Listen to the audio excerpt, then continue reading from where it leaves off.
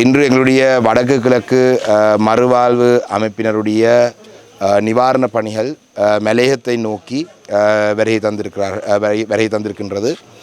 இன்று காலையிலே புசல்லாவ பிரதேசத்திலே நிவாரணப் பொருட்களை வழங்கி வைக்கப்பட்டது. அதனைத் தொடர்ந்து தற்பொழுது நாங்கள் கம்பொலை பிரதேசத்திலே கணபதி தோட்டத்திலே வசிக்கும் மக்கள் இடம்பெயர்ந்து பாடசாலையிலே வருகை தந்து ஒரு முகாம் ஒன்று அமைக்கப்பட்டு அந்த முகாமிலே வாழ்ந்து கொண்டிருக்கிறார்கள். எங்களுடைய வடக்கு கிழக்கு மறுவாழ்வு அமைப்பினுடைய தலைவரும் முன்னாள் மாகாண சபை உறுப்பினருமாகிய சுஹிர்தன் அவருடைய தலைமையிலே இன்று வடமாகாணத்திலிருந்து எங்களுடைய கரவட்டி பிரதேச சபையினுடைய துணை தவிசாளர், கோப்பாய் பிரதேச சபையுடைய உறுப்பினர் ரேகன் மற்றும் தயா உட்பட எங்களுடைய அணியினர் இன்று இந்த கண்டி மாவட்டத்தை நோக்கி வருகை தந்திருக்கிறார்கள். அந்த வகையிலே இந்த நிவாரணப் பணிகளை இன்று நான் நினைக்கிறேன் சுமார் 400க்கு அதிகமான குடும்பங்களுக்கு வழங்குறதுக்கு ஏற்பாடு செய்யப்பட்டிருக்கின்றது.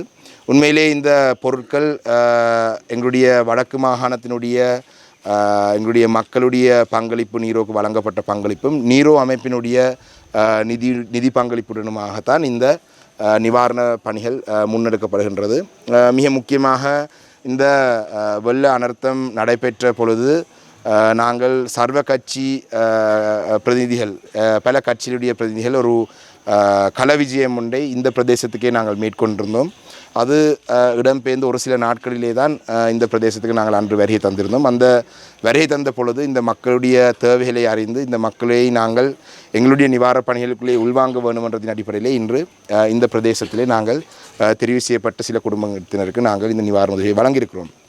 மிக முக்கியமாக இங்கே வருகை தந்த பொழுது எங்களுக்கு அறியக்கூடிய விடயமாக இருந்தது, கணபதி தோட்டத்திலே இந்த வசித்த மக்கள் தற்பொழுது அவங்களுடைய வீடுகளுக்கு மீண்டும் செல்ல முடியாத ஒரு அபாய நிலையில் இருக்கின்றார்கள். அதுக்குரிய காரணம் அந்த மண் சரிவு அபாயம் இன்னும் அந்த பிரதேசத்திலே மக்களுக்கு இருந்து கொண்டே இருக்கின்றது. வீடுகளுக்கு சேதம் இல்லாவிட்டாலும் கூட அந்த மண் சரிவு ஒரு வந்தபடி அப்படியே இருக்கும் பொழுது அந்த வீடுகளிலே தொடர்ந்தும் வசிக்கிறது எந்த அளவுக்கு பாதுகாப்பாக இருக்கும் என்ற சந்தேகத்துடன் அவர்கள் இன்னும் இந்த பாடசாலையிலே ஒரு முகாம் ஒன்றிலே வாழ வேண்டிய தேவையில் இருக்கின்றார்கள்.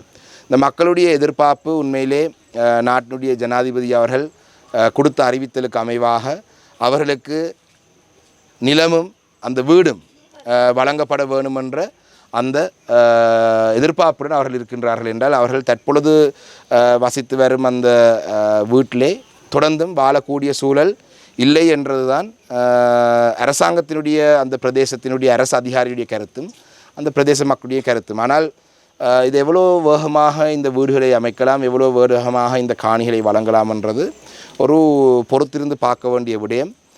நாங்கள் முன்பு சொன்னது போல ஜனாதிபதியினுடைய இந்த இழப்பீடுகள் வழங்குகிற பணியை நாங்கள் வரவேற்றிருந்தோம். மக்களுக்கு 50 லட்சம் ரூபா பெறுமதியான வீடுகள் இல்லாவிட்டால் 1 கோடி ரூபா பெறுமதியான காணியும் வீடும் வழங்குவது என்று சொன்னால் வரவேற்க வேண்டிய விடயம். அதுக்கு எங்களுடைய ஆதரவையும் நாங்கள் வழங்குறதுக்கு தயாராக இருக்கின்றோம். நாங்களும் அந்த பணிகளில் எங்களால் முடிந்த உதவிகளை வழங்க தயாராக இருக்கிறோம் என்றதை நாங்கள் சொல்லியிருக்கிறோம். அந்த வகையிலே எங்களுடைய பிரார்த்தனைகள் அனைத்தும் இந்த பாதிக்கப்பட்ட மக்களுக்கு மிக விரைவாக ஒரு நிம்மதியான வாழ்க்கை கிடைக்க வேண்டும் என்று தான் எங்களுடைய பிரார்த்தனையும் இருக்கின்றது. அதுக்காக நாங்களும் எங்களுடைய முழுமையான ஒத்துழைப்பை வழங்குறதுக்கு தயாராக இருக்கிறோம். மேலதிக செய்திகளுக்காக எமது யூடியூப் தளத்தை சப்ஸ்கிரைப் செய்யுங்கள்.